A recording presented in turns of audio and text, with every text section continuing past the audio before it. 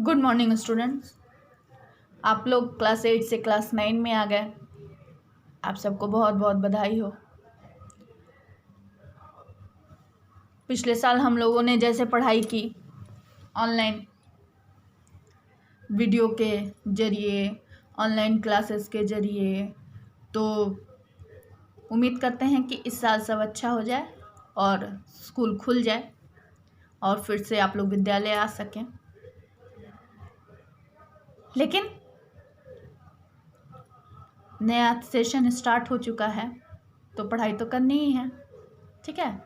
तो आज हम लोग क्लास 9 का पहला पार्ट पढ़ेंगे, वो है कविता, ठीक है, जिसका नाम है धीरे धीरे उतर क्षितिज से, जिसकी कवित्री है महादेवी वर्मा।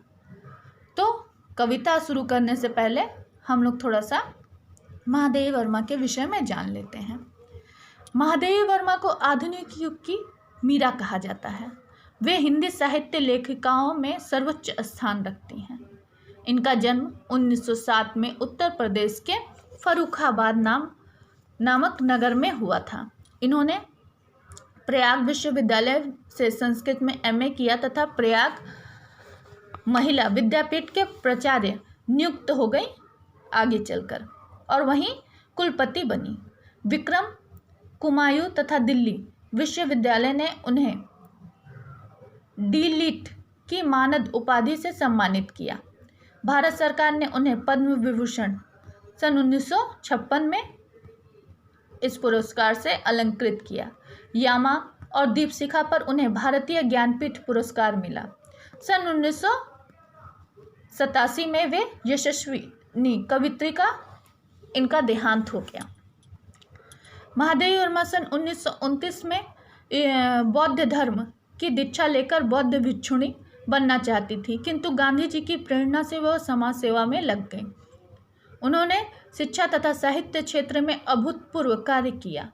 उन्होंने 1954 में साहित्य अकादमी की स्थापना में योगदान दिया। उनके साहित्यिक सेवाओं को देखते हुए उन्हें उत्तर प्रदेश की विधान परिषद का सदस्य बनाया गया। महादेवी जी काव्य रचनाएं इस प्रकार हैं: नीरजा, रश्मि, निहार, संध्या गीत, दीपशिखा, यामा आदि। उनकी गद्य रचनाओं में प्रमुख हैं अतीत के चलचित्र, स्मृति की रेखाएं, मेरा परिवार, पथ के साथी। निबंध संकलन है श्रृंखला की कड़ियाँ, क्षणदा, संकल्पिता आदि, ये इनकी रचनाएं हैं। साहित्यिक विशेषताएं क्या हैं? महादेवी वर्मा करुणा और मानवतावाद के भाव को प्रकट करने वाली रचनाकार हैं। उन्होंने जहां दीनहीन मानवता का मार्मिक चित्रण किया है, वहीं निरीह पशु पक्षियों का भी हृदयस्पर्शी वर्णन किया है। नीलकंठ मोर, गोरा गाय, सोना हिरण आदि जैसी प्रभावी रेखा चित्र हैं कि वे पशु पात्र भी अपने सजीव व्यक्तित्व से पाठकों का मन मुग्ध कर देती हैं। महादेवी वर्मा की कोमल लेखनी का स्पर्श पाकर ये मानव की तरह बोलने लगते हैं। उनके गद्य में यत्र तत्र विचारों की गहराई और मधुरता बिखरी हुई है। महादेवी जी की पद भाषा अनूठी है। हजारों काव्यों में महादेवी का पद अलग से पहचाना जा सकता है। वे संस्कृति निष्ठ शब्दों का प्रयोग करती हैं। उनकी वाक्य रचनाएं भी लंबी और घुमावदार हैं। उसमें जो मधुरता, तरलता, अनुभूति, मार्मिकता और सुंदरता है वो अद्भुत है। उनका एक एक शब्द अनुभूति से के रस में डूबा जान पड़ता है, ठीक है। तो ये हम लोगों ने पढ़ा महादेवी वर्मा के बारे में।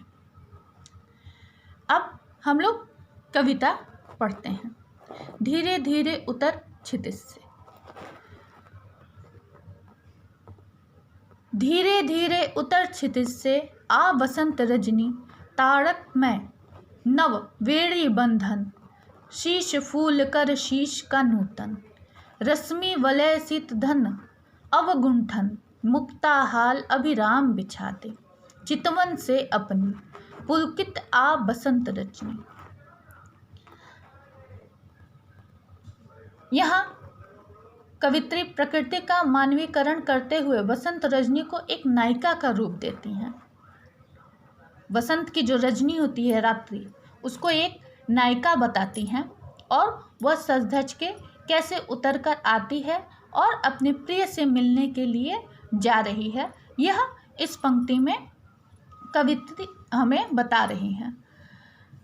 कवित्री यहाँ कहना चाह रही हैं कि हे वसंत रजनी, क्षितिज से तुम उतरकर धीरे धीरे धरती पर आओ। तुम्हारी चोटी के जो बंधन में नवीन तारे जगमगा रहे हैं, तुम्हारे माथे पर नवीन चंद्रमा फूल की तरह चमक रहा है, सजा हुआ है। तुम किरणों के कंगन पहनकर और सफ़ेद बादलों के घूंघट ओढ़कर आओ और अपने चितवन से सुंदर मोती बिखराओ।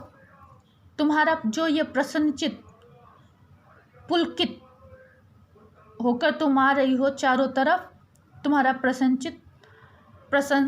तुम्हारी जो प्रसन्नता है वो चारों तरफ बिखर जाए। तो यहाँ कवित्री बसंत की रजनी को किस तरह बुला रही हैं? वह उससे आग्रह कर रही है कि तुम धीरे धीरे क्षितिज से, आकाश से उतर करके नीचे धरती पर आओ। क्षितिज किसको कहते हैं? जहाँ धरती और आकाश एक होता है। और तुम्हारी जो यह वेड़ी बंधन है, तुम्हारी जो चोटी है, वो उसमें क्या लगे हुए हैं? तारे लगे हुए हैं। तुम्हारे माथे पर चंद्रमा फूल बनकर चमक रहा है। तुम किरणों का कंगन पहनी हो, सफ़ेद बादलों का घूंघट ओढ़ी हो और तुम बहुत ही प्रसन्नचित लग रही हो। ठीक है, तो आज हम लोगों ने क्या पढ़ा? आज हम लोगों ने पढ़ा महादेवी वर्मा के बारे में और उनकी कविताओं की कुछ पंक्तियाँ हम लोगों ने पढ़ी। इसके बाद हम लोग अगली क्लास में पढ़ेंगे। धन्यवाद।